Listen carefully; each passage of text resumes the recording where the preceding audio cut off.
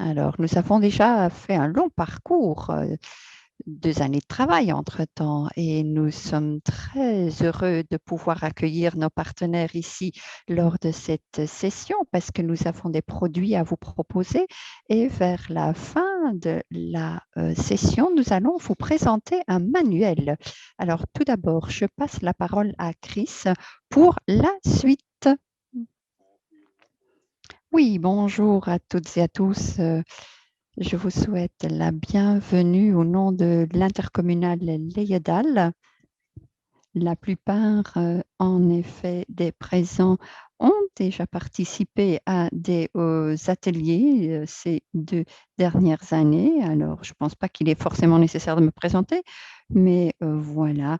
Si jamais il y a des nouveaux, je suis Chris de Keyser, je travaille pour l'intercommunale Léedal et je m'occupe du design dans l'espace public et la connexion donc avec l'espace public et les entreprises. Je vais essayer de les lier entre elles pour générer des synergies. Alors, un peu de contexte par rapport à ce projet. Il s'agit d'un projet Interreg, France, Wallonie, Flandre, donc projet transnational innovation et design. D'ailleurs, vous voyez ici le logo des différents partenaires qui ont participé aussi bien de la France que la Wallonie et la Flandre. Et nous avons donc entrepris des initiatives pour utiliser le design pas en tant que belle robe de fête, euh, mais vraiment l'utiliser sous forme de méthodologie, ce qui est essentiel dans ce programme. Et je pense quand même pouvoir l'exposer ici. Donc, il y a eu plusieurs initiatives, entre autres Urban Design, c'est-à-dire le design dans l'espace public. Et on va en effet vous montrer quelques exemples de cela tout à l'heure. Oui, Chris, vous parlez d'un contexte assez spécifique dans lequel nous avons travaillé. Chris, il faut en effet couper le micro quand vous ne prenez pas la parole, sinon il y a des échos. Voilà, merci. Alors, le contexte de Tripod 2 était relativement unique parce qu'aujourd'hui, nous allons parler de la coopération entre civils, autorités et communes. Mais avant d'entrer en détail, Stein, tu es responsable design région Courtrai. Et donc, lorsque nous parlons du contexte, le Flandre du Sud-Est, alors comment a-t-on fait pour réaliser ce programme ici? Oui, bonjour Bart, Chris, tout le monde. Je suis Stein de Bailly, Design Région Courtrai, et nous avons vraiment aimé notre participation dans ce projet transfrontalier. D'abord, je vous explique le contexte. Avec Design Région Kortrijk, nous sommes l'organisation qui s'occupe de la promotion de l'innovation, le design et la créativité. Nous le faisons en travaillant sur base d'un contexte core-to-bleeding, c'est-à-dire aussi bien les entreprises, les autorités que les civils travaillent ensemble. Et nous le faisons depuis 15 ans, ce travail. Nos activités vont de l'accompagnement d'entreprises en coopération avec les designers venant des autorités, mais nous allons créer de la visibilité, la promotion pour les innovations créées. Et la grande plus-value de ce projet Tripod, c'est de pouvoir vraiment partager l'expertise déjà montée chez nous et nous l'avons partagée avec des partenaires de la Wallonie et de la France. Et en même temps, nous avons pu apprendre de la part des organisations au-delà de la frontière linguistique et nationale. Et notre région, elle est déjà très compacte. Tout le monde se connaît ici dans la région de la Flandre sud du Sud-Est, mais la même chose vaut pour la France et la Wallonie. Et maintenant, nous avons vraiment pu connecter, donc en effet, avec ces organisations sœurs, je les appellerai, et nous avons pu générer quand même un bel impact. Urban Design en fait partie, mais il y avait d'autres trajectoires d'accompagnement, de formation, d'activités de réseautage dans Tripod 2 parce que début février, nous avons eu notre conférence Design Fusion. Donc, nous avons pu développer pas mal d'activités les 4 dernières années. Ok, Stein, donc vous dites que vous avez appris en tant qu'organisation, ça vaut pour Design Regio que pour l'EIEDAL, mais maintenant, d'un point de vue d'un développeur, un designer, est-ce qu'on se focalise uniquement, toujours uniquement sur la propre région ou est-ce qu'il y a eu un peu plus d'échanges? Oui, il y a eu l'échange. On y a vraiment travaillé les 4 dernières années. Régulièrement, nous avons organisé des designer clubs pour les designers francophones, wallons, français et flamands, où nous avons vraiment traité des éléments innovateurs, entrepreneuriat, blockchain. Donc, c'était des nouveautés pour tous et nous avons invité des experts pour expliquer tous ces éléments, toutes ces questions et comme ça, les designers ont pu apprendre les uns des autres. Et nous avons constaté que ça porte ses fruits parce que dans un autre projet Interreg, en parallèle d'ailleurs, le Design In, eh ben là, nous allons vraiment lier nos commerçants de Courtrai avec des développeurs en France, en Wallonie, et le projet Tripod a vraiment facilité ce travail de connexion et nous continuons à construire sur la même voie. Donc, il y a encore pas mal de coopération en route. Et vous allez le voir dans la session d'aujourd'hui, il y a pas mal de projets qui ont pu se lancer au sein de Tripod, mais Chris de Keyser me l'a déjà répété plusieurs fois, ce n'est pas la fin du projet, ce n'est que le début. Alors, je ne vais pas encore vous dévoiler le reste, mais il y a par exemple le projet du carreau bleu. C'est quelque chose qui a commencé, mais je pense que c'est quelque chose qui va poursuivre encore longtemps. Et alors, en même temps, on vous montre l'ordre du jour pour aujourd'hui. Nous avons, de la part de Chris et Stein, déjà entendu quelques éléments de contexte et Chris entrera aussi en détail par rapport à cela, comment ça s'est développé au sein de Tripod 2. Et Stein a déjà parlé du quadruple helix, un mot impossible, mais c'était unique dans ce projet et il va sans doute le détailler après, pardon. Et ensuite, nous allons parler de 5 cas, 5 développements. Et c'est Vanessa Deulu qui va en effet nous clarifier un peu cela. Comment commercialiser certaines choses, parce que c'est aussi un de nos focus du programme. Et ensuite, on vous montrera un peu le Public Space Design Guide. C'est le manuel dont nous sommes très fiers. Et bien sûr, nous allons dialoguer par rapport à cela dans une session questions-réponses. Donc, Chris, tripote de le contexte. Et merci, Stein, déjà pour ton intervention. Merci, Bart. Comme Stein l'a déjà dit, quadruple helix, le mot difficile, ben, vous le voyez ici.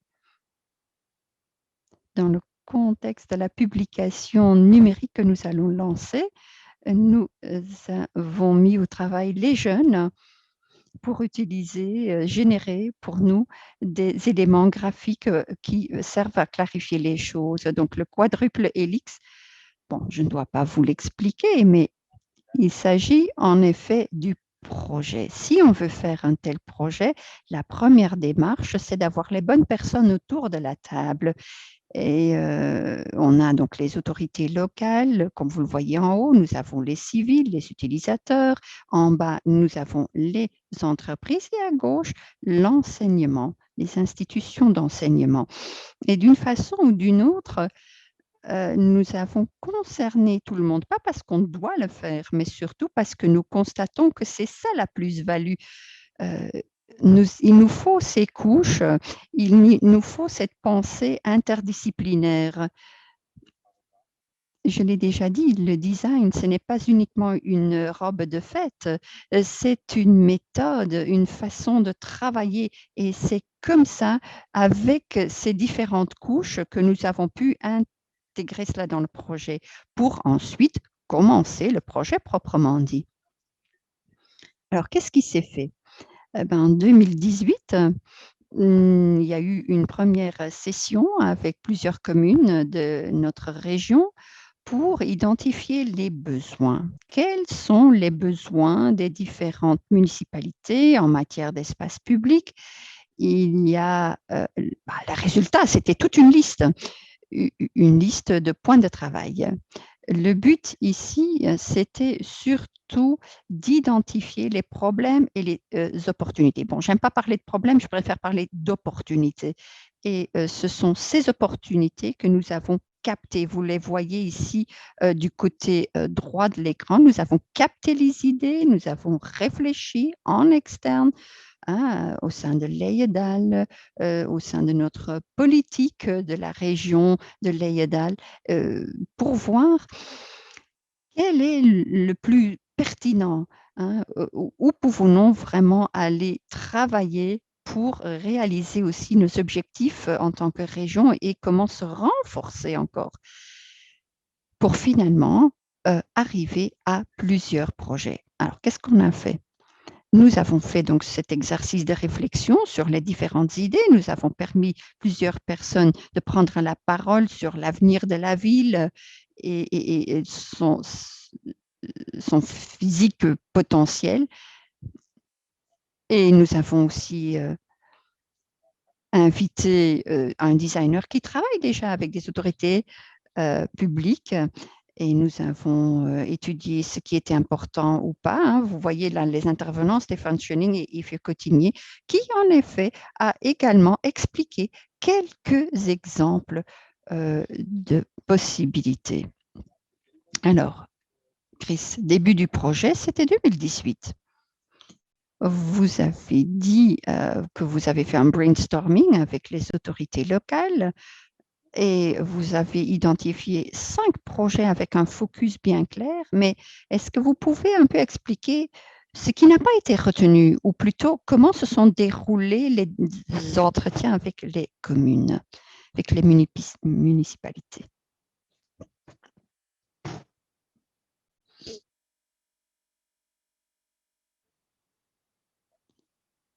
En fait, ça s'est fait en dialogue, évidemment. Nous avons travaillé top-down et bottom-up. Nous avons généré, en effet, des principes, mais vous allez le voir tout à l'heure. La chose la plus importante, c'est de savoir comment créer le bon mindset, comment créer la bonne ambiance pour lancer le projet. Donc, ce sont des gens qui sont passionnés par l'un ou l'autre thème. Ils se jettent vraiment pour ce thème. Ils veulent s'engager dans ce projet. Et ça, c'est un paramètre important. Mais ça doit cadrer dans la politique de la région, une politique qui est identifiée pour plusieurs années. Et donc, les 5 opportunités choisies offrent une réponse à l'ambition de la région et pour rendre tangible cela à travers ce projet. Ce mindset dont vous parlez, cet état d'esprit est donc important. Bon, ceci, c'était un contexte intercommunal, mais il y a aussi des gens autour de la table qui viennent des autorités locales qui veulent aussi peut-être commencer, qui veulent aussi commencer un tel projet dans leur politique locale. Mais comment est-ce qu'on fait ça? Est-ce qu'il faut se rendre au collège des échevins, se mettre d'accord avec le directeur, ou est-ce qu'on fait ça le vendredi à 5 heures, mettre quelques personnes autour de la table? Comment mettre les bonnes personnes autour de la table, avoir le bon état d'esprit? Mais j'ai déjà parlé des différents niveaux. Bon, c'est pas vraiment, j'aime pas trop parler des niveaux, mais c'est la réalité. C'est une question de responsabilité. Certaines personnes ont d'autres responsabilités que d'autres, mais tout le monde est important. Tout le monde dans la chaîne est important. Aussi bien la personne qui va ramasser les poubelles que l'échevin qui doit donc créer une politique et exécuter les choses. Donc, nous avons communiqué à plusieurs niveaux. Nous avons annoncé le projet, nous avons dit voilà ce que nous souhaitons faire, quel est votre input. Il y a eu beaucoup de dialogue parce que nous avons ces stakeholders, ces parties prenantes. Et il faut créer donc ce mindset, cet état d'esprit au sein de la commune et donc, au sein de cette politique qui a déjà été créée, il faut trouver les bonnes personnes qui sont prêtes à nous joindre là-dedans. Parce que ceci répond à ce que l'on veut faire finalement, parce que ceci est une possibilité, une opportunité de concrétiser les idées et pour donc les rendre tangibles. Parce que bon, on peut faire des rêves, le jour et la nuit, on peut avoir beaucoup d'idées, mais il faut le faire et maintenant nous avons vu, hein, les choses se sont, concrétisées.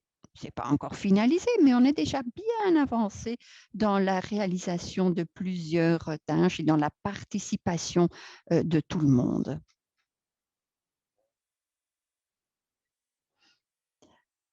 Alors, il y a eu des ateliers de co-création, on en a eu 30. 5 bureaux design, ont étudié un cas. Et nous avons impliqué une vingtaine d'entreprises venant de la Flandre, la France et la Wallonie.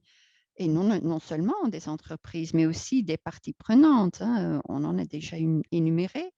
Et ceci vous montre en effet qui a pu participer à ce projet. Je pense au total 150 personnes ont en effet participé à ces différentes sessions sur les 2 années écoulées. C'était donc un projet qui était en cours, depuis 2 ans, c'est relativement long, mais ça offre la, possibilité donc, de bien moduler les choses. Bon, avec la crise sanitaire, ce n'était pas évident, hein, cette dernière année.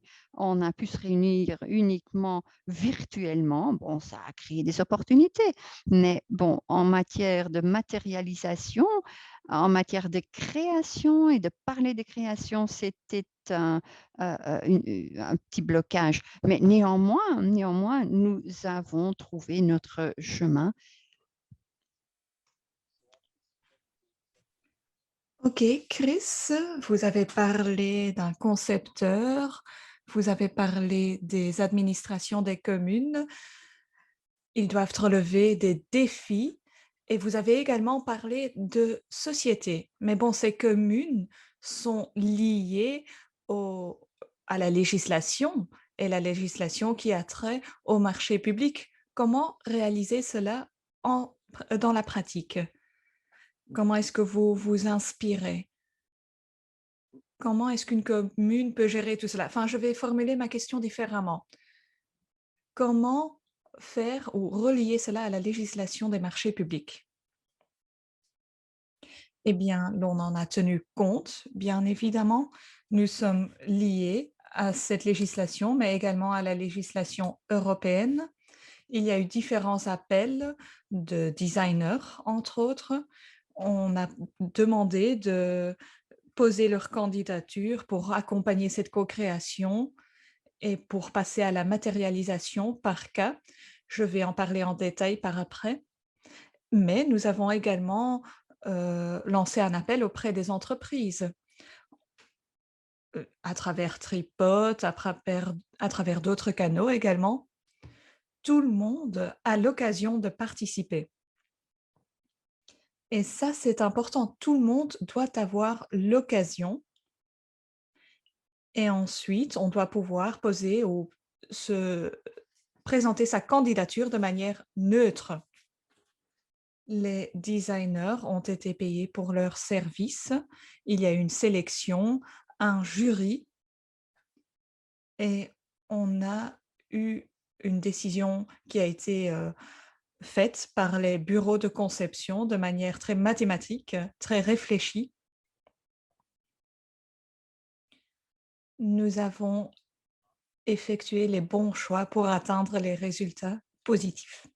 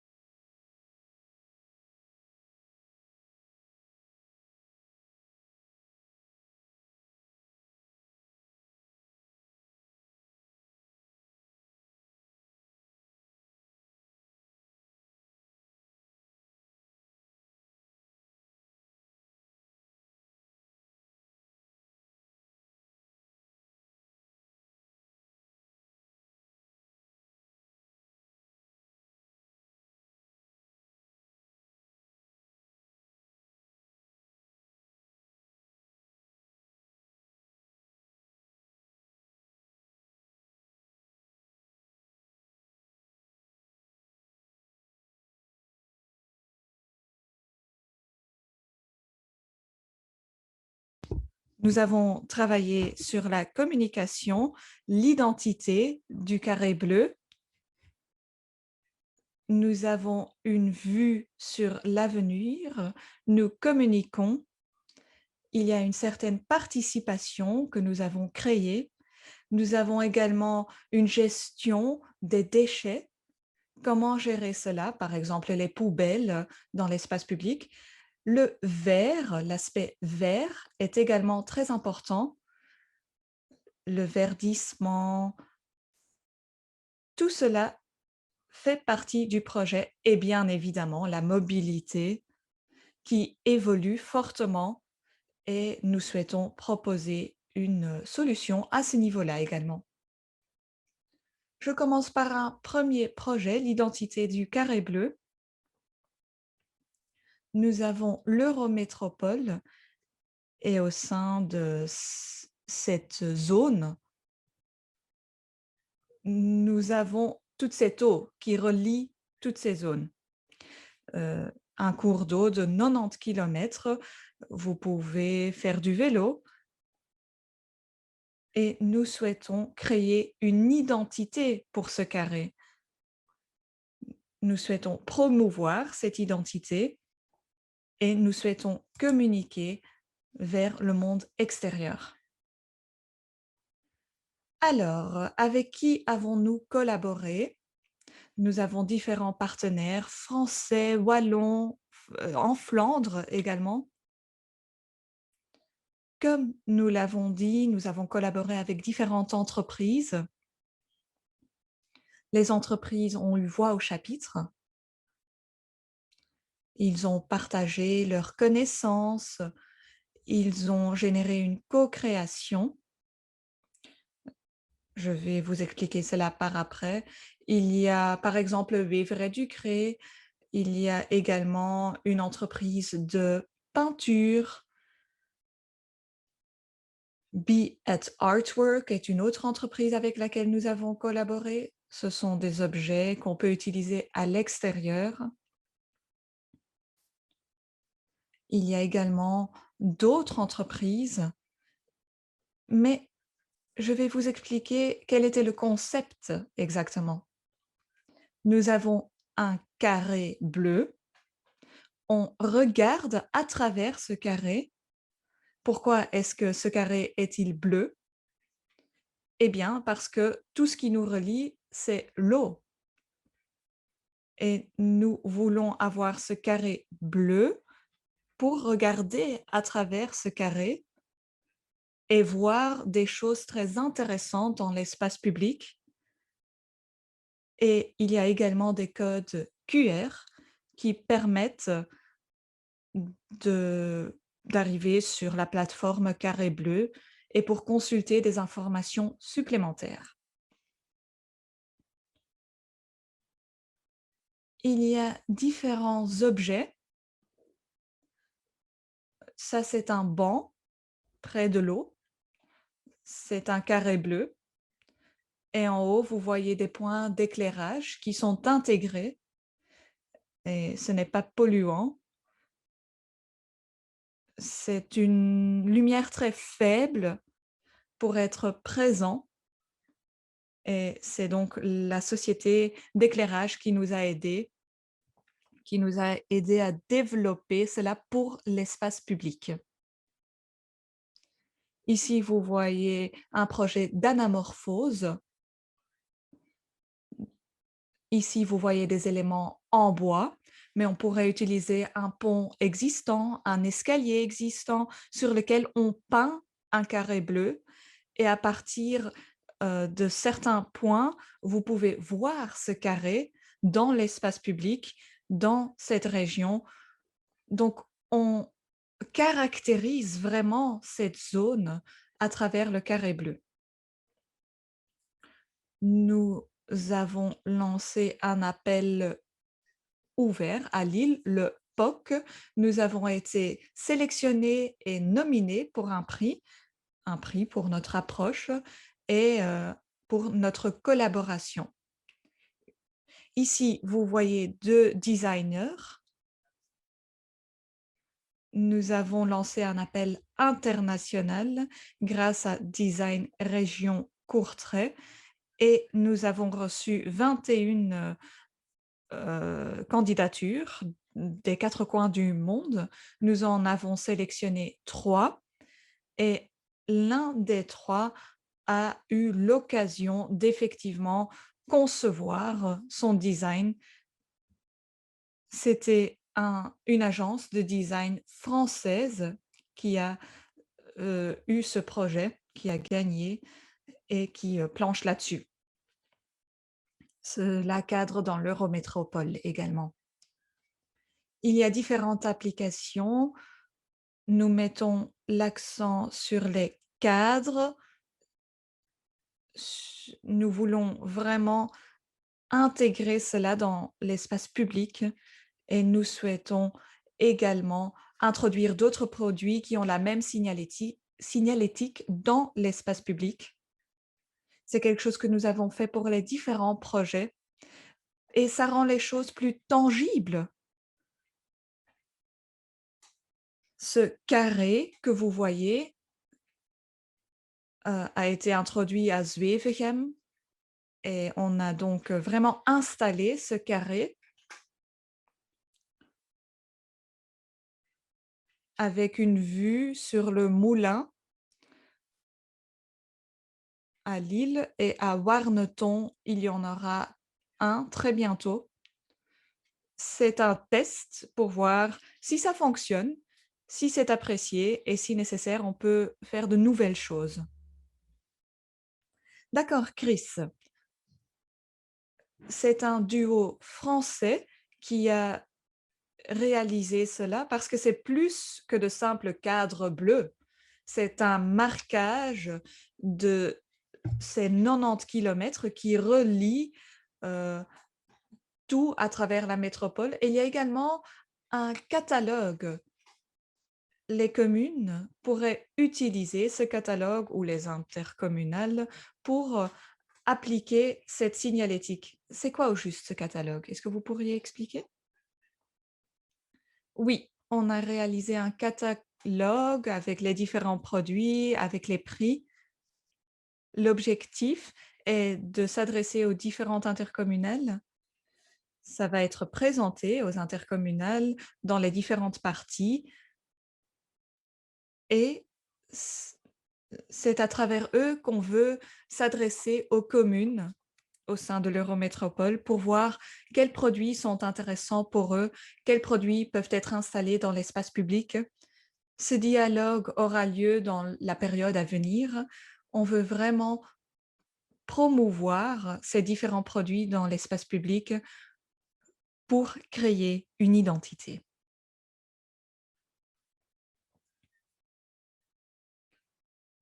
C'est comme je l'ai déjà dit, il y a différentes étapes.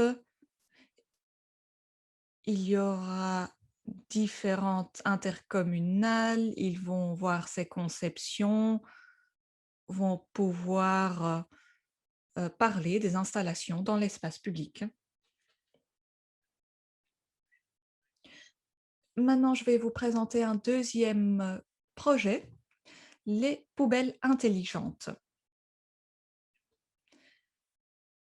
Nous avons constaté, et c'était surprenant, qu'il n'y a pas de poubelles pour l'instant qui répondent parfaitement aux besoins de l'espace public. Et ces besoins évoluent fortement.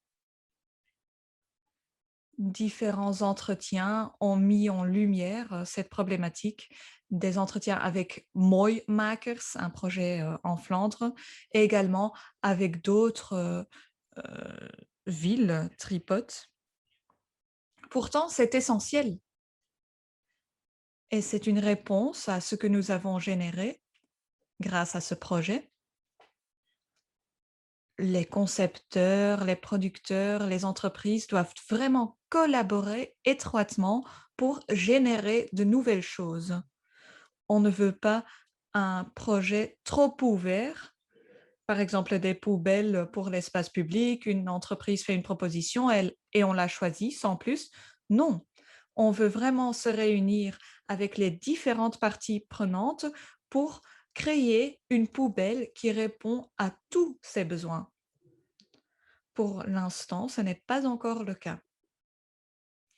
Oui, nous avons parlé du carré bleu et il y a une signalétique, il faut un certain balisage pour les poubelles. On pourrait se dire: «Il y en a assez,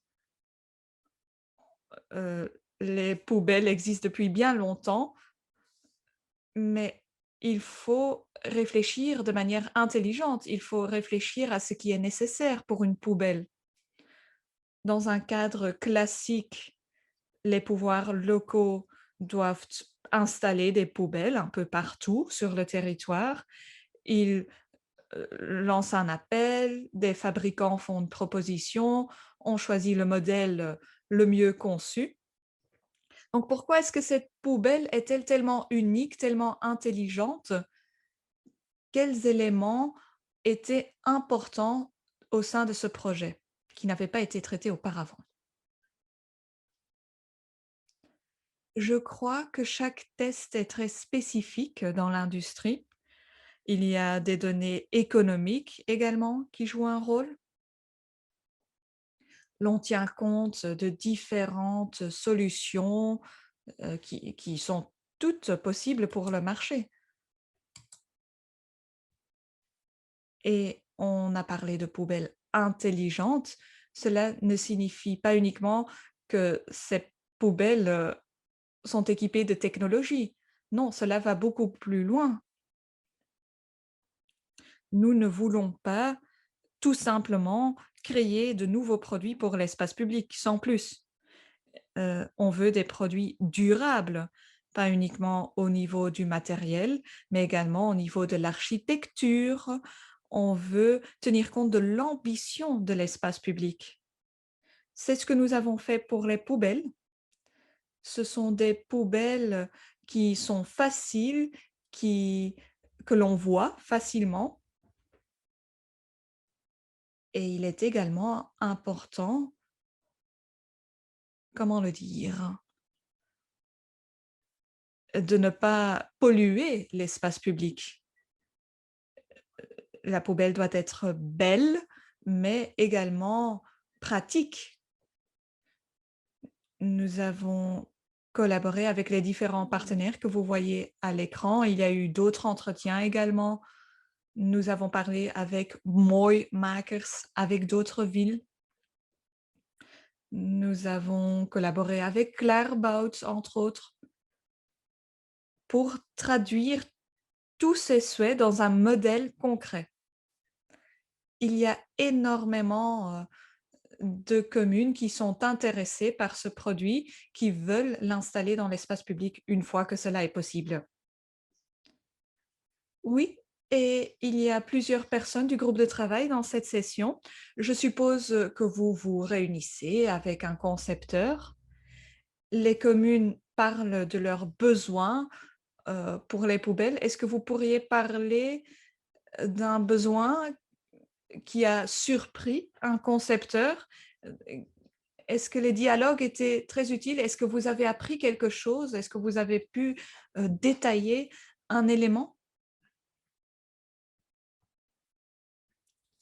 C'est une combinaison de différents aspects. Il y a une poubelle qui répond à tous ces besoins. Vous voyez 9 critères à l'écran. Nous avons créé, ces critères avec l'agence de conception. Nous avons réalisé cette conception et ces différents éléments ont été repris. Je crois que c'est une combinaison de tous ces éléments. Je vais les parcourir. Ça doit être un produit modulaire qui peut être utilisé à plus long terme. On doit pouvoir les utiliser dans 2 ans, 4 ans et même dans 10 ans. Ce produit doit être évolutif et c'est pour ça que cet aspect est important. Ça doit être modulaire, il faut pouvoir le placer, ça doit être visible. Différentes études ont démontré qu'une poubelle doit être très visible On met parfois des tissus rouges ou jaunes autour des poubelles et on les utilise plus grâce à ces couleurs. La visibilité est donc très importante et cette efficacité est importante aussi. Je veux dire, que la collecte doit être efficace et cela peut être optimisé. C'est un return on investment important. Quelqu'un d'autre va expliquer cela davantage par après. C'est important d'en tenir compte. Tout doit être efficace. Il ne suffit pas de lancer un nouveau produit. Il faut réinventer le système et ça, c'est important, cette, réinvention. Il faut créer quelque chose de nouveau. Il y a d'autres choses également, par exemple, design fit, ça doit être beau dans l'espace public. Par exemple, près des gares, on le voit déjà, mais dans l'espace public, pas. On a des sacs PMC, on a des sacs pour les déchets, heu, ménagers. Donc, on ne doit pas, faire quelque chose de trop cher que personne ne peut payer. Voilà. La poubelle même, il y a une forme qui est placée sur un seul point. Cela a été choisi de manière consciente. On veut vraiment inviter les personnes à utiliser la poubelle. Maintenant, les poubelles, sont plus grandes, donc au pied de la poubelle et les personnes vont mettre des sacs contre la poubelle. Ce n'est pas l'objectif, il faut vraiment utiliser la poubelle, pas mettre des choses à côté.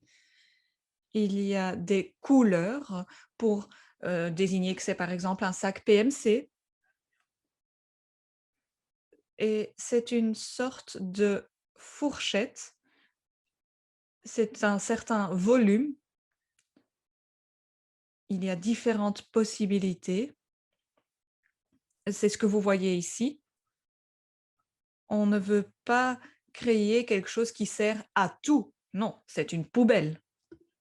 Mais c'est une poubelle avec du potentiel. On pourrait éventuellement l'utiliser différemment. On peut passer au minimal viable. S'il y a moins de budget, moins de technologie, on peut placer un sac. Alors, on a vu quelque chose de très important pour la rentabilité. Il faut être à même de surveiller la poubelle. Il faut savoir si elle est remplie ou pas. Comme ça, on peut optimiser la collecte. On a donc une plateforme qui permet de consulter quelles poubelles sont pleines et lesquelles ne le sont pas. C'est vraiment essentiel. Et maintenant, je céderai la parole à Vanessa. Et donc ici, vous voyez comment il va très bien avec l'environnement, hein. Bon, certaines personnes y voient certaines figures et donc ça anime, la créativité de l'utilisateur. Donc c'est agréable d'apprendre ce genre de choses. Donc voilà, nous avons un une caractéristique essentielle que nous avons monitorée, hein, est-ce qu'il est plein, oui ou non? Mais en même temps, il y a en effet d'autres éléments essentiels dans l'interaction, hein, avec la poubelle. On est vraiment en train de chercher, les possibilités pour voir quelle est l'influence que ça peut avoir, l'interaction, hein, avec la poubelle. Bon, ça semble un peu l'histoire de l'Efteling, un parc d'attractions où il y a des poubelles parlantes, mais ça offre quand même une valeur ajoutée. Donc, on aimerait bien en arriver à un modèle de base, des caractéristiques de base et d'avoir plusieurs options pour finalement arriver à une poubelle qui répond à plusieurs besoins. Et encore une fois, On aimerait bien en faire un genre de passe-partout en tant que support numérique parce que nous voyons que beaucoup de communes heu cherche comment et où générer des données et ça, c'est quand même l'un des objets, par excellence, hein. À part le fait qu'il soit plein ou pas, il y a d'autres choses qui peuvent être mesurées. Le son, le volume dans l'espace public et donc tout cela est intégré dans le produit architecture et dans le développement ultérieur. Mais je passe maintenant la parole à Vanessa qui donc travaille avec moi pour ces différents éléments. Ici d'ailleurs, vous voyez ce que nous avons l'intention de faire.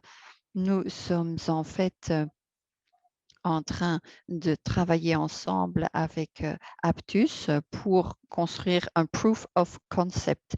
Hein, entre autres, nous avons créé notre plateforme et avec Aptus, on aimerait bien tester cela. Nous sommes en train d'élaborer aussi un plan de valorisation avec les modèles ROI et nous négocions avec l'entreprise Clarboat qui est donc participant du projet pour voir ce qui peut être fait en matière d'investissement. Et c'est pas l'EIDAL qui va commercialiser ce produit, c'est avec des entreprises, c'est des entreprises qui soutiennent tout cela et nous souhaitons donc avoir le retour de tout cela. Et nous négocions bien sûr aussi avec d'autres parties prenantes.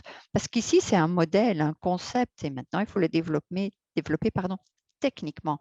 Donc, nous sommes en train de voir ce qu'on peut faire maintenant avec plusieurs agences design, voir un peu quel est le calendrier, éventuellement avoir un prototype pour l'été et le tester en été pour avoir la production faite en automne.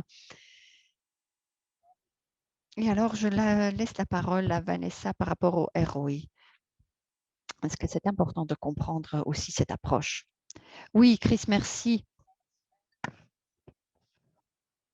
Retour d'investissement, c'est très important. Les autorités locales, à ce jour, font des exercices pour savoir comment gérer mieux leurs moyens, leurs ressources, leur personnel. Et ces poubelles jouent un rôle là-dedans. Comme Chris vient de le dire, la poubelle, ce qu'elle doit faire, minimalement, c'est gérer les déchets. C'est mieux pouvoir gérer les déchets du centre-ville. C'est une préoccupation des autorités locales. Là, il y a sécurité, sécurité routière et ensuite il y a déchets. Et donc, il est très important qu'une poubelle répond à ce genre de besoin et peut capter ce genre de besoin. Maintenant, le retour sur investissement, faire le calcul de tout cela, hein, du principe vide et plein, le principe du minimum, hein, est-ce que la poubelle est vide ou pleine? Lorsque nous avons fait ce calcul avec les villes et les municipalités, on en arrivait à une conclusion prudente de dire, voilà, ce type de poubelle, vide ou plein, en optimisant le parcours des camions, du personnel, en générant moins de déchets clandestins, parce qu'il y a quand même des indications que ce genre de poubelle, éventuellement combiné avec un simple bip, créer un son, générer un bip, seront utilisés de façon bien plus efficace et ça pourrait donc faire en sorte que le retour d'investissement se trouve sur 3 ans. Sans d'autres fonctionnalités qu'on pourrait ajouter, hein. Si maintenant on nous dit, voilà, on peut ajouter un sensor qui va mesurer la poussière ou qui va mesurer le son, bah, on n'en a pas tenu compte maintenant parce que la plupart des villes et des communes ont dit, pour nous, ce serait un plus. Mais le minimum minimorum, c'est la fonction vide-plein. Ça, c'est pour nous très important pour générer ce retour d'investissement sur transport et personnel. Alors, si cette fonction qui permet d'économiser est utilisée correctement, eh ben, c'est déjà un élément très important pour les villes et les communes. Autre chose, bah, nous avons présenté cette poubelle à Moimakers. Moimakers qui ont donc créé une idée de ce que pourrait être la poubelle idéale de l'avenir. Et à ce jour, ils nous ont dit que le marché n'a pas encore trouvé de réponse à cette question. Et cette poubelle-ci, en combinaison avec couleur et son, se rapprochait fortement de ce besoin et donc un cofinancement de la part de Moima serait possible. Bon, nous sommes prudents, les entretiens sont en cours, ils suivent le projet de près, mais donc ça pourrait être intéressant pour les villes et les communes, hein, surtout quand on parle de retour d'investissement. Si un cofinancement est possible via Moimakers pour ce type de poubelle, ce serait un surplus. Et en plus, dans les 3 années, les 3,20 années de retour d'investissement, on n'a pas tenu compte d'un possible subventionnement. Donc, si en plus il y aurait des subventions, je pense que le retour d'investissement serait atteint bien plus rapidement encore. Donc, c'est ce qu'on a dit et c'est ce que Chris a déjà dit. La plupart des entreprises ont une poubelle standardisée qui est bien commercialisée, mais ça, c'est parce qu'il manque ce nouveau type de poubelle. Et donc, voilà pourquoi cet exercice était crucial. C'est prometteur tout cela. C'est sans doute l'un des produits que vous allez en effet pouvoir commercialiser bientôt grâce à ce projet Tripote. Mais je comprends qu'il y a encore pas mal de pain sur la planche pour trouver des partenaires et arranger le financement. Mais bon, c'est quand même un but, hein, un investissement, retour d'investissement en 3 ans pour ce genre de poubelle, c'est quand même intéressant. Alors, autre chose, le verre dans l'espace public. Les gens qui s'occupent de l'environnement et de l'espace public et le verre dans l'espace public ont créé un groupe de travail et ils travaillent ensemble avec un designer pour créer un module vert que l'on peut donc densifier temporairement. Bon, moi, ça m'a pris un peu de temps avant de comprendre le concept, mais Chris, expliquez-nous un peu ce que vous avez en effet développé. Eh bien, nous avons en effet eu plein d'idées intelligentes, intéressantes de la part de ce groupe de travail. C'était un groupe de travail qui s'est réuni toutes les X semaines et nous avons donc mené à bien ce projet parce qu'eux, ils connaissent le verre, comment durcir le sous-sol. Et voilà le concept qui a été avancé. Bon, temporairement, nous allons donc durcir l'espace public. Ça semble contradictoire, mais pourquoi? Eh bien, pour le rendre plus vert à plus long terme. Imaginez-vous, en tant que commune, hein, vous avez un béton, une place en béton et 2 fois par an, il y a un grand événement. Et c'est pour ça que le béton a été créé, que le béton a été aménagé, hein, pour pouvoir utiliser la place de façon fonctionnelle. Alors, la réponse, c'est que nous pouvons mettre des modules dans l'espace public qui sont verts pendant toute l'année et lorsque vous voulez utiliser la fonctionnalité du béton, vous enlevez le module, vous enlevez du sol le module, mettre un couvercle dessus pour ensuite l'utiliser de façon fonctionnelle pour les 2 événements par an, heu, comme on utilise la route ou comme un autre espace public. Donc, vous voyez que ça comporte pas mal de possibilités.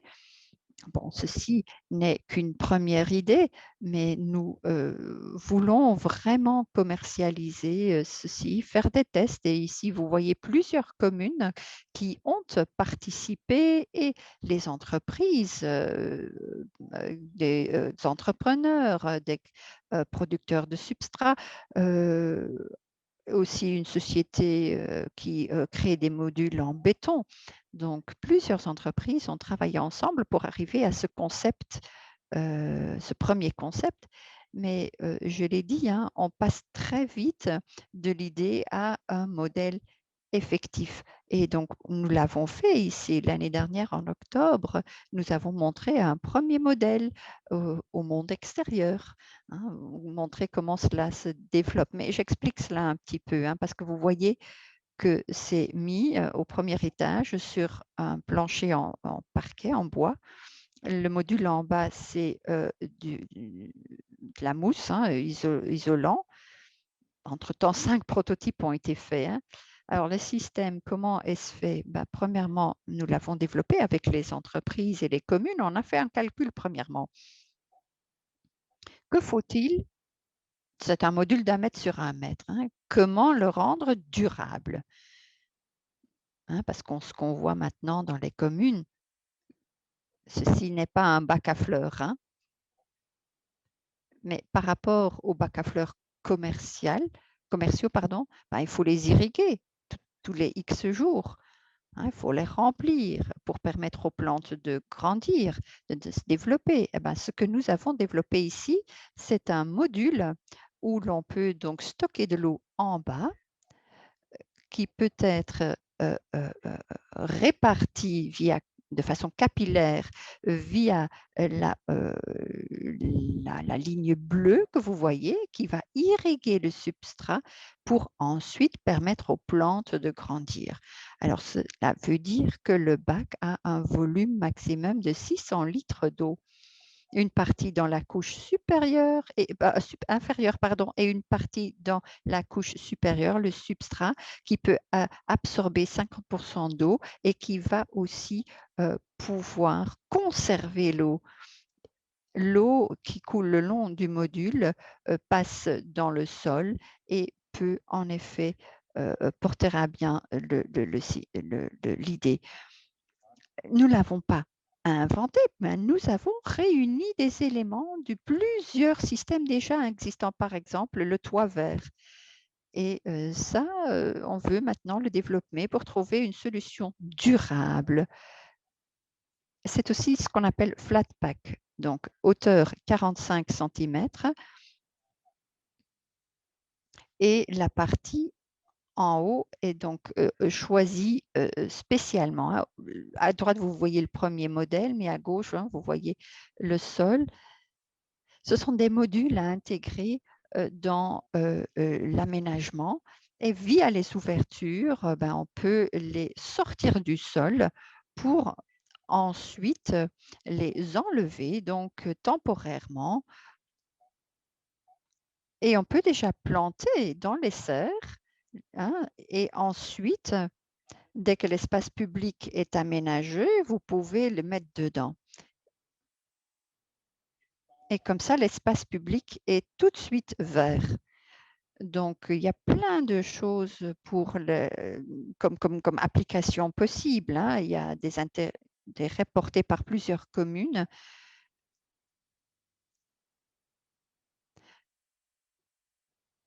Certaines régions, certaines villes ici ont des courses cyclistes.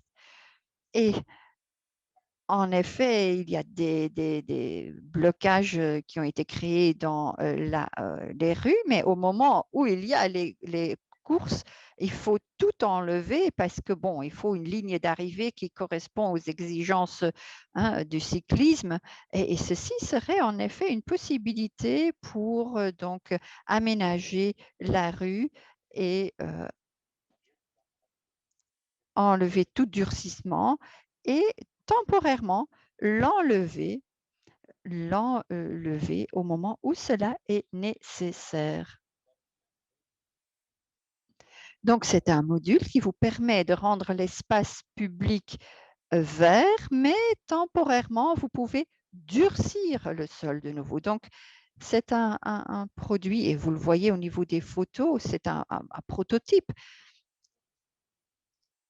À Brühl-Caissy, c'était visible, hein, c'était montré, bon, c'était montré lors d'un festival qui était assez raccourci vu la crise sanitaire. Mais Chris, quels sont les projets pour avancer avec ce produit? J'ai compris que des prototypes seraient développés et installés à certains endroits. En effet, des prototypes ont été créés et au sein du projet, et le but, c'est de les installer dans les communes, et Dournik, Tournai et certaines communes en France seraient intéressées aussi. On va les installer donc dans l'espace public. Nous en avons 5, donc 5 prototypes qui seront installés dans la période suivante, et donc on va poser la question, hein, aux communes où ils veulent installer un tel prototype. Bon, c'est quelque chose qui doit être testé, qui doit être utilisé, qui en plus doit être installé à un endroit où c'est pertinent. Donc nous allons évaluer cela ensemble pour donc arranger cela. Et tout comme pour la poubelle, nous allons négocier, hein, avec les partenaires, entre autres avec Disagor, pour voir s'ils peuvent assumer le développement du produit et pour le commercialiser. Parce qu'encore une fois, hein, ce n'est pas l'EIDAL qui va commercialiser. euh, et nous voulons être ambassadeurs plutôt, hein, pour stimuler ce genre de produits et de les mettre dans l'espace public. Et donc, des tests seront faits pour le produire en automne. On n'envoie pas de missiles à la Lune, mais c'est important de pouvoir avancer et de le faire avec les parties prenantes et de faire les tests nécessaires. Mais encore une fois, je laisse la Je cède parole maintenant la à parole à Vanessa Vanessa. parce que le retour Le d'investissement est ROI est important. extrêmement important. Merci, Chris. Chris a parlé des cyclistes. Je crois que chaque ville et chaque commune réaménage des places et qu'on essaye de verdir. Mais tout le monde connaît ces tensions avec les acteurs économiques, l'ORECA, les magasins, qui ne sont pas toujours d'accord et qui veulent également organiser des événements quand cela sera possible. Il y a également des places réaménagées qui doivent répondre aux besoins de tout un chacun. Quand les choses sont plus calmes, on veut quelque chose de vert, d'agréable, mais quand on organise un événement, on veut une toute autre approche. On veut pouvoir organiser des événements facilement. Pour une ville et pour une commune, ce n'est pas évident. Souvent, on utilise des éléments séparés de l'espace public, tels que des bacs à fleurs. On utilise souvent des bacs à fleurs en acier Corten. On peut verdir la place, mais c'est très intense. Les bacs à fleurs sont chers et il faut bien évidemment les changer de place en cas d'événement, en cas de marché. Il faut également pouvoir stocker les bacs à fleurs en hiver. Chaque saison, il faut les remplir et souvent, ce n'est pas très beau dans le domaine public en tout cas. Le ROI des bacs à fleurs dépend surtout des heures nécessaires pour installer ces bacs à fleurs en acier Corten. Chris a fait référence à l'eau. L'eau est captée dans les modules verts, peut être réutilisée. Quand on utilise de l'acier Corten, il faut donner de l'eau, il faut arroser les bacs à fleurs. Et ce qui est important, c'est surtout l'aspect quand même. Supposez que vous avez une très belle place et pendant les moments calmes, c'est très vert. C'est un endroit où on peut se promener Et quand il est nécessaire d'organiser des événements, c'est tout à fait différent. Je crois que le ROI est adéquat à ce moment-là. Chris,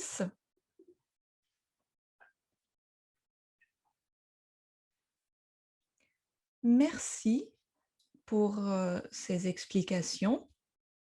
Passons maintenant au quatrième projet. Un point mobilité mobile. Vous le voyez à l'écran. Ce qui était essentiel, c'est que c'est la mobilité régionale. Les flux de mobilité, on veut réunir différentes fonctions à des points mobilité mobile. On connaît tous MobiPunt ou d'autres exemples. Quand on installe un point mobilité, cela demande beaucoup de travail, des permis, des licences pour l'installation.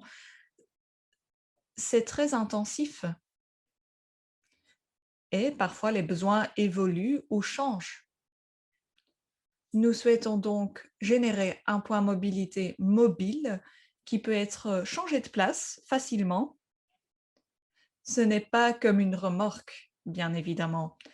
Il faut une certaine installation, mais plus minimale, plus conviviale, quelque chose de solide et qui permet le marquage dans l'espace public. C'est un projet pour lequel nous avons collaboré avec Yellow Window. Nous avons coopéré avec les différentes communes.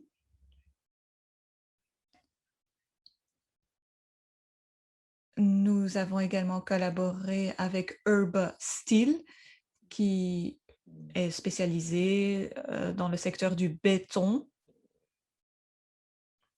Et nous avons également collaboré avec Phoenix AI, qui surveille l'activité, les mouvements.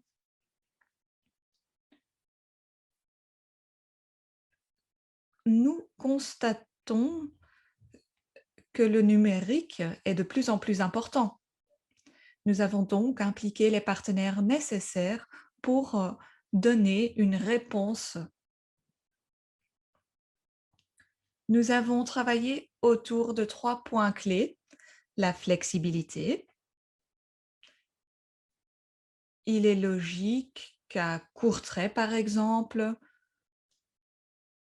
ou à Ménin, qu'on a besoin d'une autre conception, d'autres fonctions. Nous avons donc créé un concept faisable. On a un module de base qui peut être étendu, élargi, avec des bancs ou avec d'autres fonctions.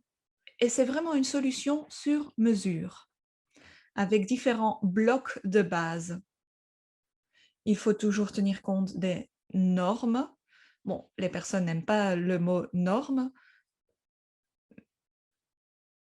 On doit avoir des éléments de base pour trouver des solutions pour différents endroits.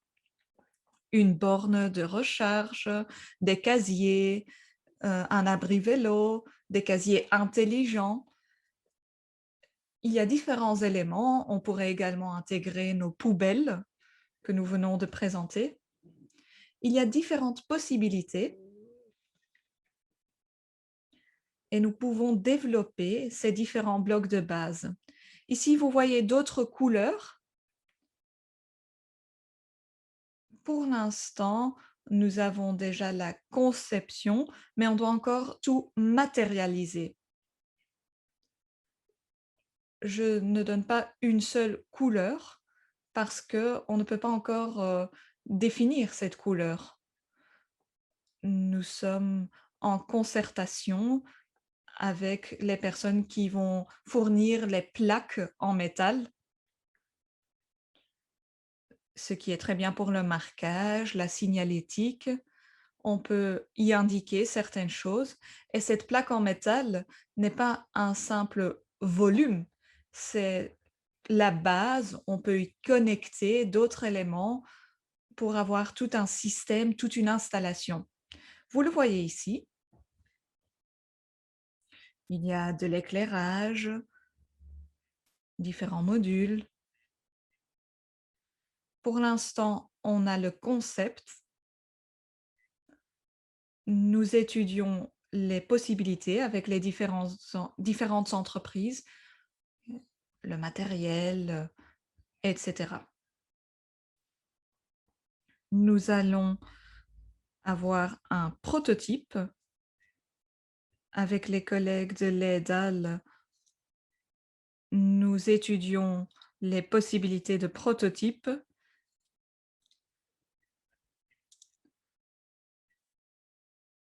De cette façon, nous souhaitons entamer un dialogue avec la France.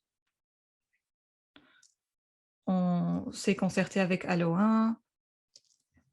Nous avons un point commun et on veut une approche commune, une approche transnationale. Il y a plein de projets et au début du projet, on a décidé de ne pas proposer une solution pour une commune ou un problème. Non, on a choisi des thèmes, on a choisi des produits qui sont adéquats dans différents contextes et qui sont soutenus par la communauté, pas uniquement ici, mais de manière universelle. Et c'est pour ça que je parle d'une opportunité universelle. Nous faisons de grands pas en avance pour faire des tests, pour installer tout ça dans l'espace public. Nous sommes déjà en train de planifier et nous souhaitons avoir un concept final dans les mois à venir. Nous allons en parler au gouvernement aussi. Il y a beaucoup de plans pour la mobilité, pour les points mobilité. Nous souhaitons avoir une approche correcte et de cette façon, nous souhaitons proposer une solution qui est adaptée à toutes les circonstances. Oui, il y a différents points mobilité, mais vous souhaitez un point mobilité mobile avec différentes fonctions, ce qui présente différents avantages. Vous avez fait référence à Allouin, près de Ménin. L'échevin de la mobilité d'Allouin était très enthousiaste. Il a déjà parlé d'installations communes avec Ménin. Donc, c'est vraiment quelque chose de transfrontalier. Et on ne peut pas oublier que tout cela est possible grâce à ce projet transfrontalier.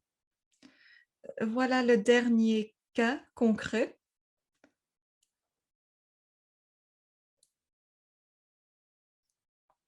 On a une exposition Truck and Trace à Courtrai.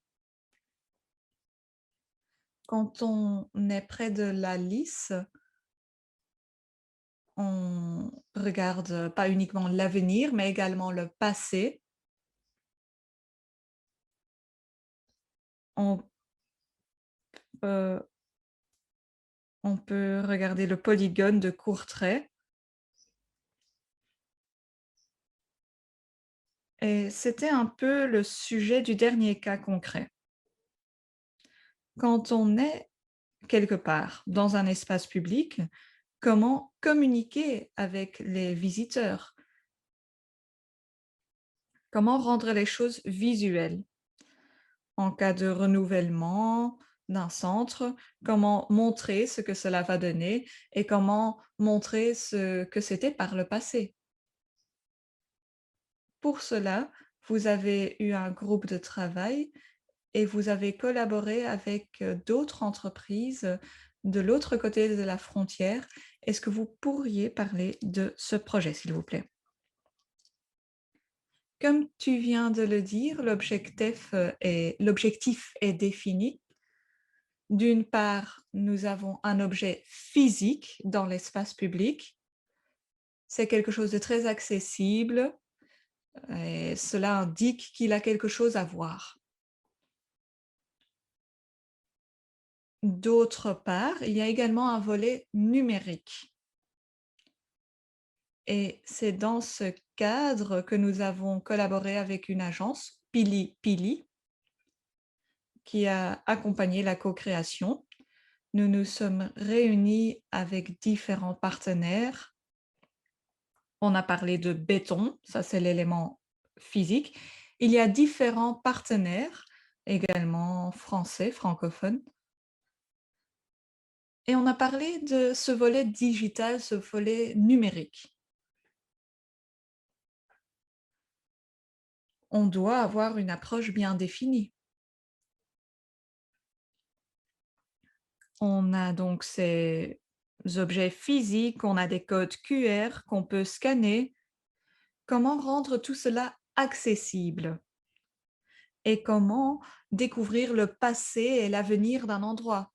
Il suffit peut-être d'une photo, d'un petit texte, un endroit, on peut avoir un code QR, on a accès à un portail pour lire des informations sur le passé, sur l'avenir, mais on peut même aller plus loin, très loin même. On peut passer à la réalité augmentée. On peut vraiment voir quelque chose, l'apercevoir, ajouter des choses. À travers ce projet, et je vous montre cette image parce que vous ne pouvez pas penser qu'il y a uniquement cette couleur rouge. Il s'agit surtout de différents éléments à travers lesquels on peut regarder et qui sont liés à une couche digitale numérique. Nous sommes maintenant en train d'étudier les différentes étapes avec les partenaires.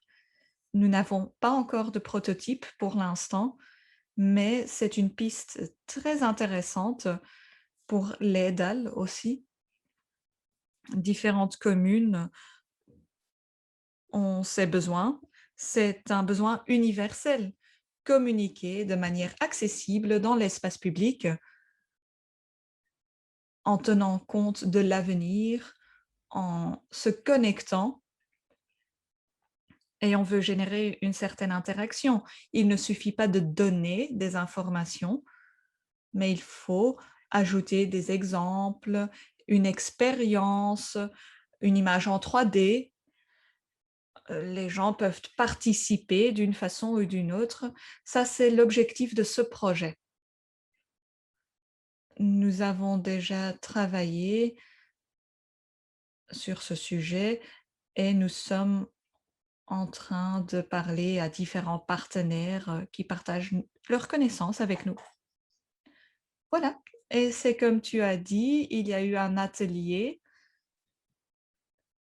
On constate que beaucoup d'entreprises, peuvent nous inspirer. Il y a des images, 360°. Il y avait des entreprises françaises également qui ont expliqué ce qu'on peut faire avec des caméras, des repères, une programmation. Il y a énormément de possibilités, à ce niveau-là. Chris, on passe maintenant au chapitre suivant. On a parlé des 5 cas concrets. Certains cas sont déjà très développés. Il y a des prototypes, un développement business. On pense au module vert, à la poubelle intelligente. On va sûrement en parler. D'autres projets sont encore nouveaux. Le projet carré bleu est accompagné d'un catalogue. Chacun des projets peut être visible dans notre région, de manière transfrontalière également. Mais bon, Chris, on a parlé de ces 5 cas. Et pour cela, on a besoin d'une méthodologie, on doit en tirer des leçons. Vous avez tenté d'énumérer tout cela, dans le prochain chapitre et sur une image. Je suppose que certains d'entre vous reconnaissent, déjà le milieu, la cassette verte. Il y a, le carré bleu et ce sont surtout les petites, boules, les images à côté qui sont intéressantes. Ce n'est pas quelque chose de linéaire. Est-ce que tu pourrais expliquer cela? Bah, comme vous le voyez, notre méthode est composée de 6 briques. 6 briques qui sont essentielles dans l'approche d'un tel modèle. Il y a beaucoup de curieux, hein.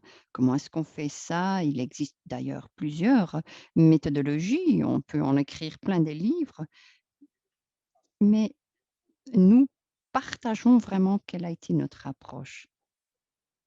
Finalement, c'est un processus qui commence de façon linéaire, mais qui ne se poursuit pas de façon linéaire. On essaye certaines choses, il va faire un retour d'infos avec les partenaires, on va remettre en question les défis, on va de nouveau passer à la co-création, étudier plusieurs idées pour ensuite voir comment commercialiser les choses et puis finalement rencontrer la réalité pour dire: «Ouh là, on aurait peut-être dû faire autre chose», donc on retour à la co-création. Donc en fait, ce sont des briques de construction et ce qui est essentiel dans un tel projet, c'est d'avoir le bon état d'esprit, le mindset. J'ai déjà parlé de passion, d'avoir les bonnes personnes autour de la table, mais dans notre ambition, il faut aussi penser à l'état d'esprit de ces personnes, parce qu'on parle bel et bien de personnes. Il s'agit de personnes qui doivent assumer une partie, de ce processus, mettre leur énergie dedans. On parle de propriété, ownership. S'il n'y a pas des gens autour de la table qui sont passionnés, ça n'ira pas. Donc le bon mindset, c'est essentiel, le bon état d'esprit, c'est essentiel pour ensuite avoir les bons partenaires autour de la table, hein, d'avoir le bon mix entre bottom up et top down. Parce que Bart l'a dit en début du webinaire, il est essentiel d'impliquer les différentes couches, aussi la personne qui va devoir vider les poubelles, aussi la personne qui doit écrire le plan, les chemins, les producteurs. Donc tous ces besoins doivent être intégrés dans le plan, intégrés dans tout ce contexte pour finalement que le défi que vous voyez en bas à droite, que cet défi est bien attaqué, bien décrit. Ça n'avait pas de sens de faire un projet, de développer un nouveau produit dans un petit coin, nouveau produit qui n'était que pertinent pour l'une ou l'autre commune. Non, chaque produit qui a été développé est utilisable à plusieurs échelles, à plusieurs niveaux. Il faut créer cette base d'intérêt. Nous entendons un intérêt pour les produits venant, d'hors de la région. Donc voilà, nous avons fait quelque chose qui a animé quelque chose, qui a mis en route quelque chose et c'est ce qu'on essaye de faire avec l'AIDAL. Regarder vers l'avant, changer les choses, anticiper les choses et surtout animer, être exemplaire pour finalement arriver à la co-création avec les parties prenantes, avec les démarches à faire. Bien sûr, nous sommes arrivés à un point important maintenant, c'est la commercialisation. C'est une démarche importante. Comment faire les bons accords avec les, différentes parties prenantes, dans toute cette histoire pour commercialiser le produit? Ce serait pas la première idée fantastique qui n'est jamais réalisée. Donc maintenant, il s'agit de faire le bon puzzle entre parties prenantes et en grande partie, ces parties prenantes sont déjà là, hein, mais on y travaille, on continue à y travailler pour, en effet, avoir, une bonne vue sur le processus et surtout oser évaluer. Chaque démarche doit être évaluée. Parfois, il faut reculer parce qu'on pensait faire ça d'une façon, on pensait que telle ou telle chose était intéressante et importante, mais finalement, une enquête a démontré que c'est moins intéressant, une évaluation a montré que c'est moins intéressant, donc il faut reculer. Il ne faut pas évaluer à la fin, il faut évaluer en cours de route, hein. Ce sont des briques donc, que nous avons fait et justement, ce sera expliqué dans notre manuel parce que c'est comme ça qu'on arrive à un processus étayé qui a de bonnes chances de réussite, plus que, un processus linéaire, heu, où il y a très peu d'interaction entre les différents niveaux de démarche. Et donc, vous l'expliquez, hein, par les petites lignes interrompues, hein, dans le schéma.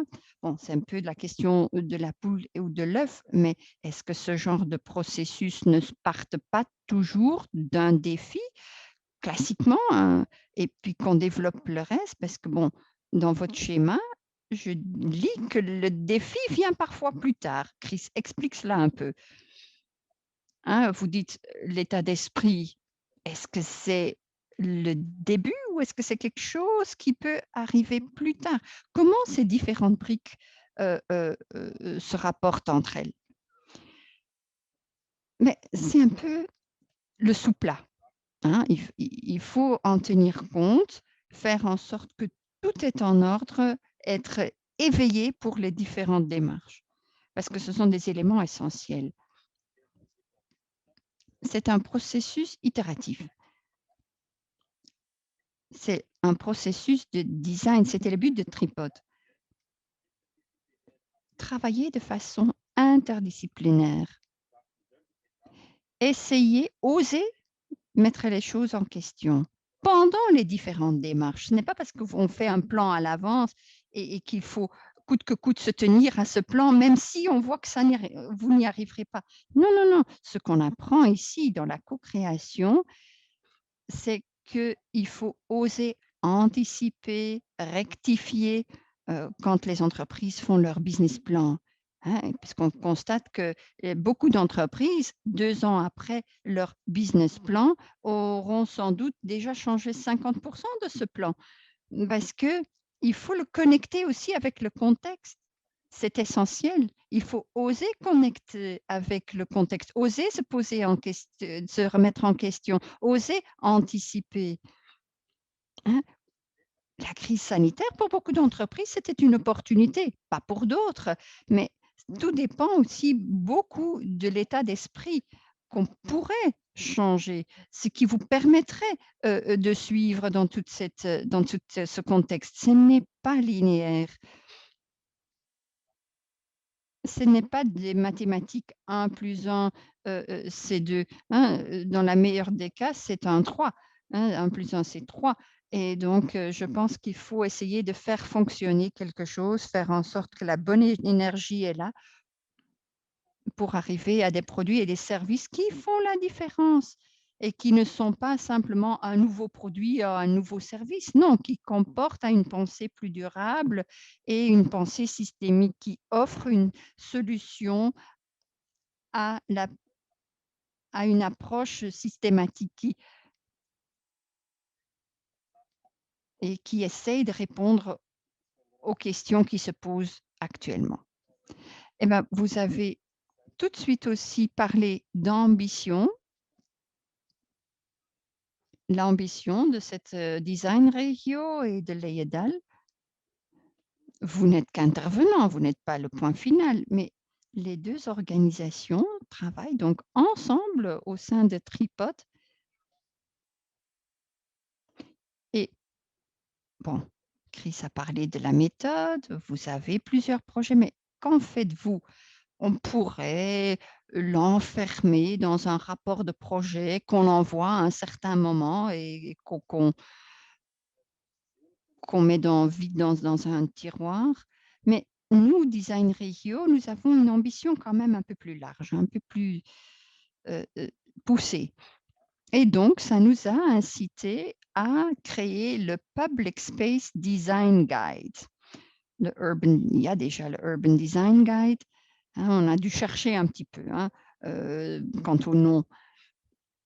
Mais c'est quelque chose qu'on va donc publier d'ici sous peu. C'est une publication online. C'est bien plus qu'un site web. Hein. Nous allons rassembler toutes les connaissances du produit. Nous allons le mettre à disposition, pas pour dire regardez un peu ce que nous avons fait. Non, ce serait plutôt un manuel pour les intercommunales, organisations, entreprises, autorités locales qui veulent travailler avec les designs. Donc, ben, attendez-vous à un site web en 3 langues, anglais, français, néerlandais, avec de temps à autre des nouvelles mises à jour. Donc ça, c'est l'ambition. L'ambition, c'est de devenir un peu la référence, hein, la référence pour ceux qui veulent travailler avec le design en espace public ou l'application de design dans l'espace public. Et donc régulièrement, nous allons publier des nouvelles informations qui peuvent être intégrées dans un volet théorique, qui peuvent être intégrées dans un certain nombre de cas, d'exemples, mais il y a surtout aussi des plans d'approche, des dessins, des témoignages de personnes qui ont travaillé dans le projet. Donc, Chris, si tu veux bien montrer le slide suivant. Là, vous voyez d'ailleurs une première vue sur le manuel. Et c'est comme ça que les gens vont donc entrer. Hein. Ils trouvent soit le manuel, soit ils peuvent entrer dans les stories, soit les ressources. Alors ça, c'est un peu notre ambition. Nous voulons vraiment y intégrer des formats, des templates. Nous voulons donc mettre à disposition notre Canva, le mettre à disposition des autorités locales. Et en même temps, vous voyez aussi les quelques dessins qui clarifient les choses, comme ici, hein, qu'on vient de vous expliquer. Bon, ici, vous voyez déjà une première vue sur la partie du manuel. Et c'est ce que Chris vient de décrire, hein, quel est l'état d'esprit qu'il faut avoir, quels sont vos partenaires, quels sont les défis. Donc, et avec ça, il y a des plans d'approche. Hein, quelles sont les démarches à suivre? À quoi faut-il penser? Organiser un partenariat, comment fait-on cela? Où trouver les bonnes personnes? Et donc, nous allons détailler cela. Nous allons donc mettre à disposition des checklists et encore une image qu'on aimerait bien vous montrer, c'est la visualisation, d'un processus, d'appel au marché. On va finalement arriver à une partie de la solution, mais ce n'est pas vraiment ce qu'on avait rêvé. Tandis que dans l'autre modèle, vous voyez là le modèle de co-création, hein, en bas avec les autorités locales, les entreprises, les designers. Et là, on aura l'objet dont on aura rêvé, mais non seulement cela, il y aura peut-être des variantes là-dessus aussi. Et c'est Trumpet qui a créé les images, une jeune entreprise de Courtrai, Angarca, sont situés à Angarca. Donc, c'est eux qui ont visualisé un peu ce que Chris a dit depuis 2 heures maintenant. Comment travailler en réseau dans le quadruple hélice. Donc voilà, d'ici sous peu, vous allez donc pouvoir consulter ce site web en 3 langues. C'est donc Public Space Design Guide. Chris, moi, je ne sais pas maintenant si tu veux encore ajouter quelque chose hein, par rapport à cette grande ambition d'être la référence dans cette matière. Bah, ça fait bouger un peu les choses, hein, comme Bart l'a déjà dit. Nous voulons être guides pour les communes dans la région, mais aussi au-delà, au niveau international. Avec Design Regio, avec notre design Regio, nous sommes membres du réseau UNESCO, Ville, du design et nous voulons être une des racines. Ce que nous faisons ici, bah, nous le constatons que c'est innovateur et comme je l'ai déjà dit, certaines questions ne trouvent pas forcément, rapidement une réponse et grâce à ce genre de processus, on peut trouver la réponse et c'est du no nonsense, hein. Heu, on ne s'est pas occupé à écrire de grandes théories, hein. Elles existent, hein, ces grandes théories qu'on peut consulter, mais nous voulons montrer à travers notre publication ce qui est disponible, comment nous avons approché les choses pour arriver à un bon résultat qui pense en avant, qui contribue à cette pensée systémique et pas uniquement à cette idée de quick win, de gain facile. Non, non, il faut essayer, oser penser au-delà et c'est ça la philosophie de Leyedal. Il faut, heu, collaborer à un monde plus durable pour les citoyens, pour les entreprises et dans ces plusieurs, et cela à plusieurs niveaux.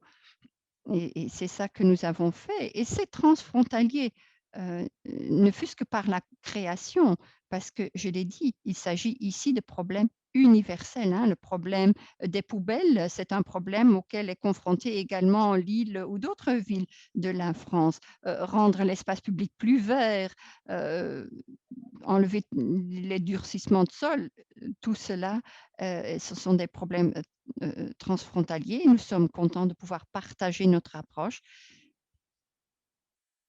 et donc nous allons partager cela dans les jours à venir. Donc vous aurez encore plus de détails par rapport à notre approche. Il y aura des témoignages, il y a eu des interviews aussi, par rapport à notre approche, comment les participants ont vécu ce processus et comment c'était une plus-value une valeur ajoutée, pardon, pour les participants aussi. Parce que nous avons travaillé ensemble avec les entreprises pour, justement concerner tout le monde et pour faire gagner tous les partis. Hein, la commune aura ce dont elle a besoin et l'entreprise fait des choses qui finalement rejoignent bien plus les besoins et c'est donc un win-win et c'est comme ça qu'on peut maintenir le modèle et on constate que ça génère une interaction dans notre région, mais aussi au-delà.